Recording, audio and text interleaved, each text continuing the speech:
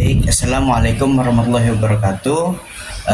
Perkenalkan, nama saya Dika Nur Faiz Ardiansa dari kelas MP 2B Prodi Manajemen Pendidikan Islam, Fakultas Agama Islam. Pada kesempatan kali ini saya ingin mempresentasikan materi tentang jejak maritim Makassar dan aborigin. Nah, kita akan membahas bagaimana hubungan diplomasi budaya antara Teripang dan pertukaran budaya antara Pelaut Makassar dengan suku Yolngu di Australia Utara, yang telah membuktikan bahwasanya diplomasi antar masyarakat bisa jauh lebih kuat daripada batas-batas negara modern. Baik, langsung saja kita simak materinya.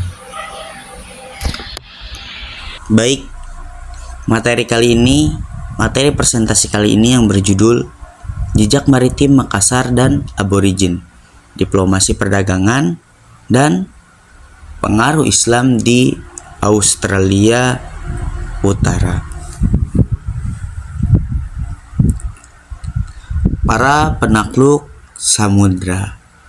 Jadi, selama berabad-abad Pelaut Makassar mengarungi Laut Arafura menggunakan kapal pinisi untuk mencapai pantai utara Australia yang mereka sebut Merege.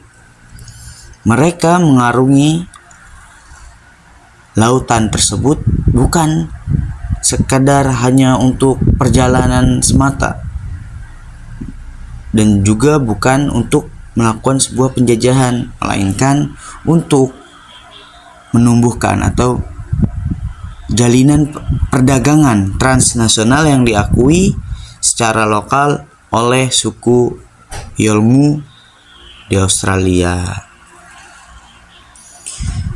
Jadi mereka ya bukan hanya untuk perjalanan, melainkan perjalanan mereka ini bertujuan untuk melakukan perdagangan ke Australia Utara gitu. Nah, apa sih yang paling berharga, hasil laut paling berharga pada masa itu? Yaitu teripang. Nah, komoditas teripang. Teripang ini ibaratkan emas di lautan, di laut Australia. Pelaut Makassar ini mengolah teripang untuk dijual ke pasar Tiongkok.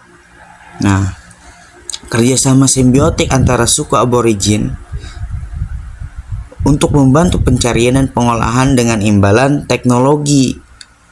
Nah, teknologi apa? Teknologi logam seperti pisau, kampak, dan lainnya. Lalu tidak hanya perdagangan, melainkan ada juga pertukaran budaya dan Islam. Seperti halnya di sini ada jejak warisan. Nah, ada bahasa warisannya, ada nilai Islam, ada seni, dan beraneka ragam. Seperti bahasa, di sini ada kata serapan seperti rupiah dan balanda masuk dalam pembendaharaan kata lokal. Dan juga ada nilai Islam seperti nilai kejujuran dan praktik dagang. Nah, Makassar ini membawa pengaruh dalam struktur sosial Yolngu. Lalu di sini juga ada jejak warisan seperti seni. Inspirasi seni lukis kulit kayu mencerminkan hubungan emosional kedua masyarakat. Nah, kita lihat di sini ada peta. Peta ini kita lihat ada jalur maritim utama dari Makassar menuju Australia. Nah, dampak yang terjadi akibat perdagangan ini seperti ada dampak teknologi. Nah, pengenalan teknologi kano kayu, atau daripada yang disebut kano kayu ini, kulit kayu tradisional yang terbuat dari kayu gitu, dan tombak berujung logam oleh Pelaut Makassar mengubah pola hidup masyarakat Yolngu menjadi lebih berbasis laut. Nah, semenjak datangnya masyarakat Makassar ke Australia ini, jadi suku Yolngu ini mereka rata-rata mata pencarian mereka jadi di laut gitu.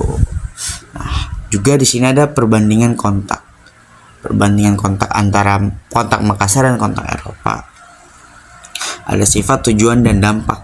Nah, kalau kontak Makassar ini sifatnya ini kemitraan dagang. Tujuannya ya jelas, kalau kemitraan dagang berarti ekonomi dan simbiosis. Nah, dampaknya ini pertukaran budaya. Sedangkan kontak Eropa ini sifatnya kolonialisme, kawan-kawan.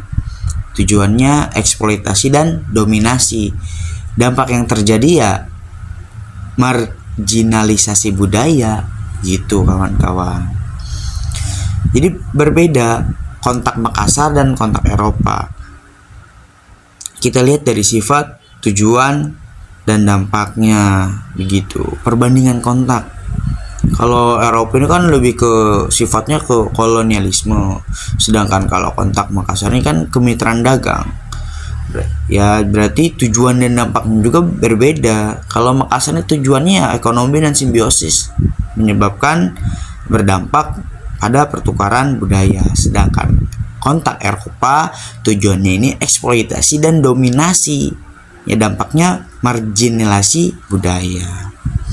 Nah, jadi kawan-kawan, sejarah ini membuktikan bahwasanya diplomasi antar masyarakat jauh lebih tua dan lebih kuat daripada batas-batas negara modern. Begitu. Mungkin cukup sekian presentasi dari saya. Apabila ada salah kata kalimat mohon dimaafkan, apabila ada kurangnya mohon dimaafkan. Mungkin cukup sekian. Wassalamualaikum warahmatullahi wabarakatuh. Terima kasih.